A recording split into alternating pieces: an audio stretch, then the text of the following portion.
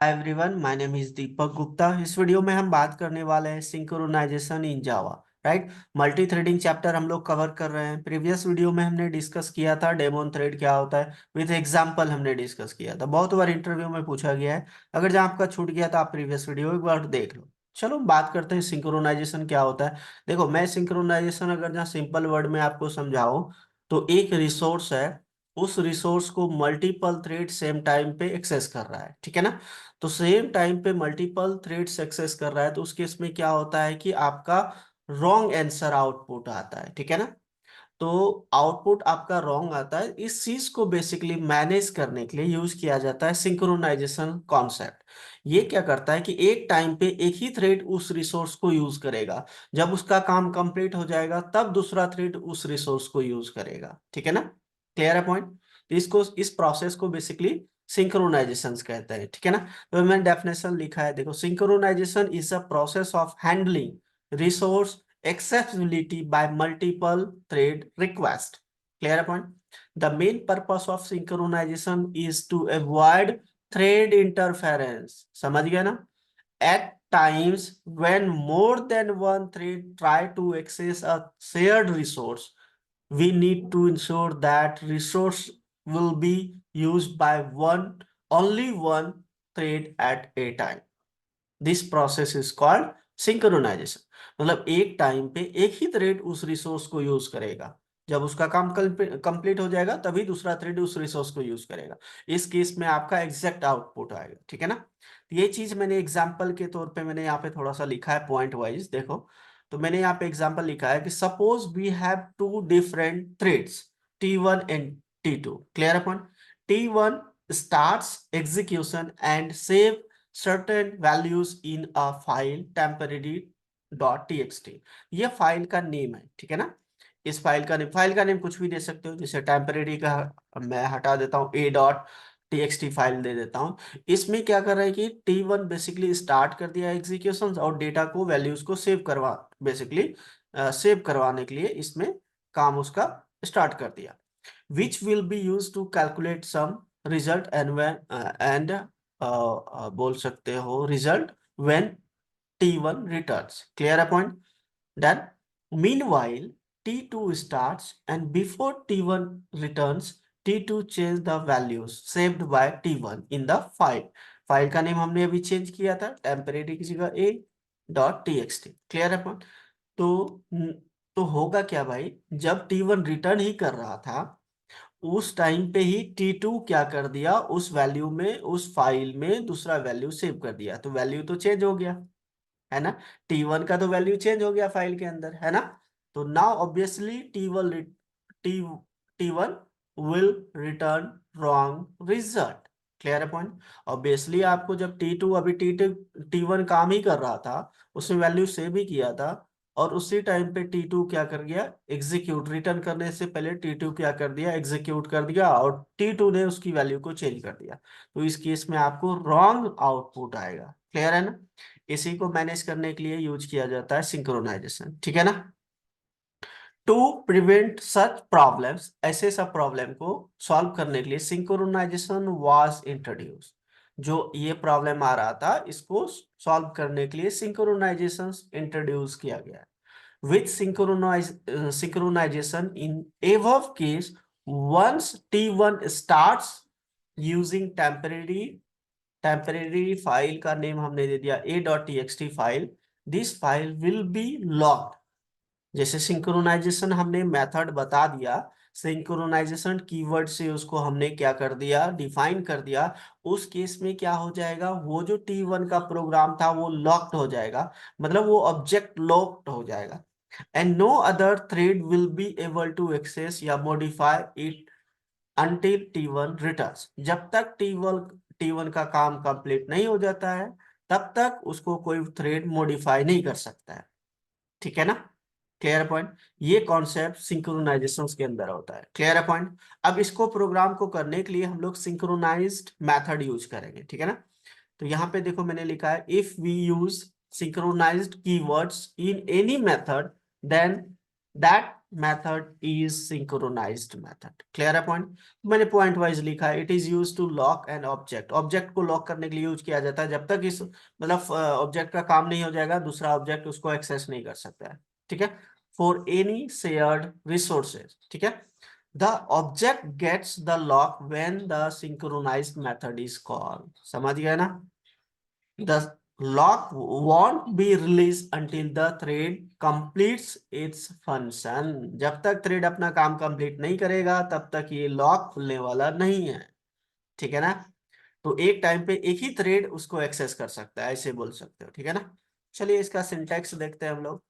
Syntax देखो, यहाँ पे है आपका access modifiers, then synchronized keyword, उसके बाद return type, method name, parameter दे सकते हो, पैरामीटर्स, एंड देन कोड ये लिखेंगे। ठीक है, तो जो मैं एग्जाम्पल क्रिएट करने वाला हूँ ना, मैं क्रिएट करने वाला हूँ, सपोज करो मूवी के टिकट पे, है ना, हॉल वॉल का, तो आप मूवी देखना चाहते हो। तो क्या करता है ना, मूवी जो हम लोग बेसिकली मल्टीपल पर्सन क्या करता है कि एक ही काउंटर से टिकट लेता है ना, लेता है ना। तो मल्टीपल पर्सन्स तो सेम टाइम पे क्या करता है कि एक ही काउंटर से टिकट लेता है, तो रिसोर्स एक ही यूज कर सकता है। ठीक है ना? तो उस केस में आपका क्या होता है कि टाइम डिले होता है, आपका हो सकता है कि आपको टिकट ना मिले। ठीक है ना? तो इसी चीज को अवॉइड करने के लिए सिंक्रोनाइजेशन यूज किया जाता है कि आप अगर जहाँ टिकट लेना है तो लाइन में आओ, टाइम के अकॉर्डिंग आओ। ठीक है, तो एक टाइम पे एक ही बंदे को दिया जाएगा, देन एक का कंप्लीट होगा, देन सेकंड को दिया जाएगा। ठीक है ना? क्लियर है? तो आप ऐसे भी बोल सकते हो। चलिए एग्जांपल के थ्रू समझते हैं थोड़ा सा। तो मैंने यहाँ पे एक क्लास बना लिया, क्लास का नेम दे दिया मूवी। ठीक है ना? एंड देन इसके अंदर मेथड बना लेता हूँ एक्सेस, आपका एक्सेस मॉडिफायर दे दिया मैंने, क्या, स्टैटिक। देन देखो सिंटेक्स क्या लिखा है मैंने, मॉडिफायर ये दोगे, रिटर्न टाइप हमने यहाँ पे देना है वॉइड, है ना। तो यहाँ पे दे देता हूं मैं एक्सेस मॉडिफायर, तो बता दिया मैंने पब्लिक स्टैटिक वॉइड, और मैंने यहाँ पे दे दिया मेथड का नेम दे दिया मैंने, सपोज करो टिकट, टिकट दे दिया। ठीक है, एंड इसके अंदर जो होगा स्ट्रिंग टाइप की वैल्यू पास होगा। ठीक है, अब सपोज कर लो यहाँ पे लूप लगा देता हूँ, 3 टिकट है या 4 टिकट है या 5 टिकट है, 4 5 बंदे लाइन में लगा हुआ है। ठीक है, मैं यहाँ पे आई की वैल्यू 1 से स्टार्ट करता हूँ, 1 < 5 तक 5 है, देन क्लियर है पॉइंट। अब आपको पता है, इसको मैं पहले प्रिंट करा देता हूँ, system dot out dot print L. यहाँ पे क्या प्रिंट करवाना है भाई, तो यहाँ पे प्रिंट करा देता हूं मैं STR को। ठीक है, क्लियर है पॉइंट। देन अब टिकट जो ले रहा है, लाइन में जो लगा हुआ है जो भी पर्सन, उसको टाइम लगेगा, 1 सेकेंड 2 सेकेंड समथिंग। ठीक है ना? तो उसके लिए हम यूज करेंगे यहाँ पे थ्रेड डॉट स्लीप कॉन्सेप्ट। ठीक है ना, स्लीप मेथड को यूज करेंगे, 1000 मिली सेकेंड बराबर 1 सेकेंड। ठीक है, देन कैच, देन यहाँ पे दे दिया मैंने interrupted exception e, then e dot print stack trace लिख दो। ठीक है, चलिए हमारा ये काम कंप्लीट। क्लियर है पॉइंट? तो चलिए मैं इसको थोड़ा ठीक से कर लेता हूँ। चलिए डन। अब क्या करना है भाई, अब ये क्लास क्लोज, अब इसको यूज करेगा कौन, ये तो टिकट है आपका। ठीक है ना? तो यहाँ पे दे दिया पर्सन का नेम, जैसे फर्स्ट दे दिया अनु, अनु क्या करेगा, एक्सटेंस करेगा थ्रेड को, थ्रेड क्लास का प्रोग्राम है। ठीक है ना? अब जो आपका फॉर्म है किस क्लास के अंदर है, मूवी। ठीक है ना? डॉट मेथड का नेम क्या है भाई, टिकट, टिकट। ठीक है, क्लियर है पॉइंट। अब यहाँ पे नेम देना है जो आपका STR में जाएगा, तो नेम दे दिया अनु, अनु लाइन में लगी है टिकट के लिए। ठीक है ना? क्लियर है पॉइंट। तो इसी तरीके से अब ये जो होगा किसी मेथड के अंदर होगा, है ना, और इसके अंदर मेथड होता है आपका प्री डिफाइंड, आपको पता है, थ्रेड के अंदर पब्लिक वॉइड रन। ठीक है, चलिए इसके अंदर हमने यहाँ पे राइट कर दिया। क्लियर है पॉइंट? डन। चलिए इसी तरीके से हमने इसको कॉपी किया और यहाँ पे पेस्ट कर दिया, 3 4 5। ठीक है, तो 5 है आपके पास टिकट, तो 5 बंदे हैं, अनु हो गया, अमन हो गया। ठीक है, और यहाँ पे लिख देता हूं मैं अमन, ठीक है ना। एंड देन यहाँ पे तीसरा बंदा है आपके पास अमित, ठीक है, Amit. And then next one is, Amit के बाद हो गया अनुराधा, ठीक है, ऐसा कुछ दे दिया,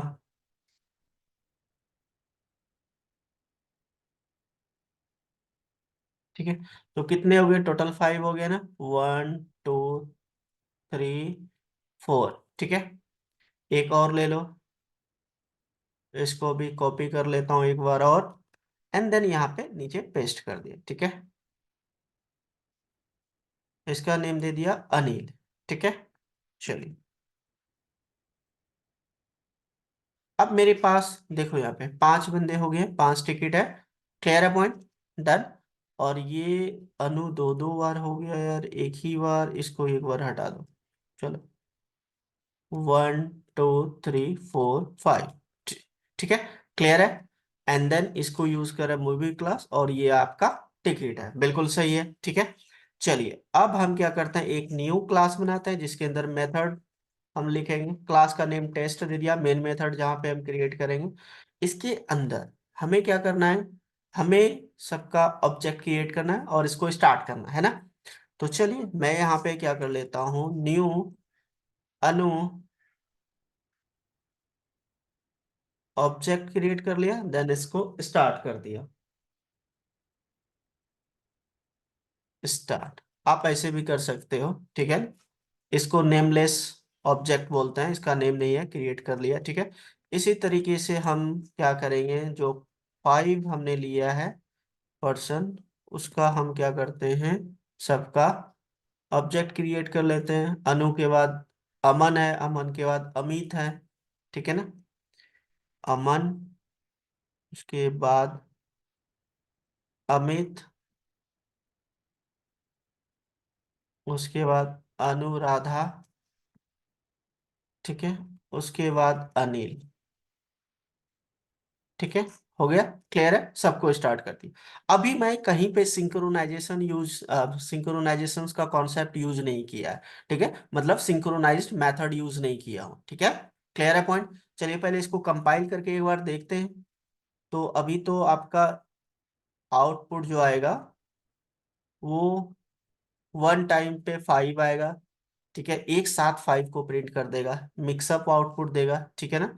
तो लेकिन एक साथ नहीं देना चाहिए। चलिए, हम सिंक्रोनाइजेशन कॉन्सेप्ट अभी यूज नहीं किए हैं, अभी हम इसको कंपाइल करके देखते हैं। सीडी डेस्कटॉप पे मेरा फोल्डर है, सीडी जावा नाम का फोल्डर है, Java C, and then file का नेम syn.java है।